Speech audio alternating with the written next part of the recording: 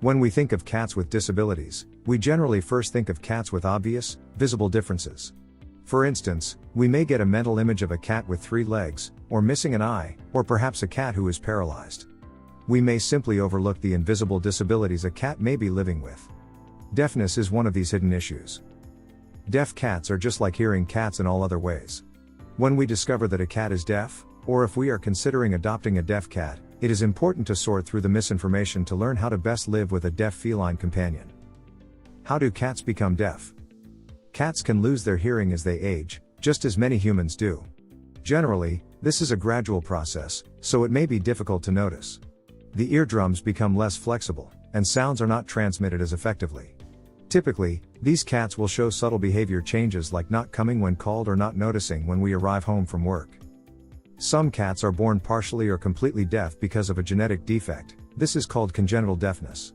In most cases of congenital deafness, the deafness is pigment-related, and most of these cats have an all-white or mostly white hair coat. These cats are not albino, which is a complete lack of all pigment, as they do have color in the irises of their eyes, and they may have color in their skin or in part of their hair coat. It is a myth that every white cat is deaf, or that white cats with blue eyes, green eyes, or one of each are always deaf. How will I know if my cat is deaf? Generally, it is harder to tell if a cat is deaf than it is to tell that a dog is deaf, particularly if there is a hearing cat in the household. A deaf cat will tend to look to the hearing cat for visual clues about what is going on. The deaf cat will play with its hearing companion, chasing through the house just like a normal cat. It may be easier to notice deafness when only one cat is present in the home. The cat may sleep very soundly. You may also notice that she startles more easily. Or she may not notice when you enter the room. To determine if your cat is deaf, clap your hands or rattle your keys when she is facing away from you. If there is no reaction, then there is a good chance that your cat is deaf. Deafness in cats is generally not linked to any special health concerns. Hello. This video is sponsored by BMX Pets. Are you looking for high-quality cat collars at an affordable cost? Check out bmxpets.com. Use coupon code KittenLife to get 20% off. How do I teach my deaf cat the routine in the household? Deaf cats are quite visually attuned to their surroundings, so take advantage by using your body language to communicate. When she looks at you, crouch down toward the floor and extend your hand to call her to you. Reinforce her instinct to approach you by using a small tasty treat. Standing tall and waving your arms above your head as you approach can communicate your displeasure if she jumps onto the kitchen counter or a table. In addition, you can teach a deaf cat to not jump up on a table or counter by using a squirt bottle filled with water set to the stream setting. A squirt of water is not painful, gets the cat's attention if she happens to be looking away from you, and actually separates the behavior correction from you so that your cat does not become afraid of you. By creating a scheduled routine and sticking to it, you can quickly teach a deaf cat important household routines, such as when meals happen and the feeding location. How do I communicate with my deaf cat? As mentioned earlier, deaf cats are highly visual and tend to be very alert and aware of their surroundings when awake. Visually, a number of strategies can be used to get their attention.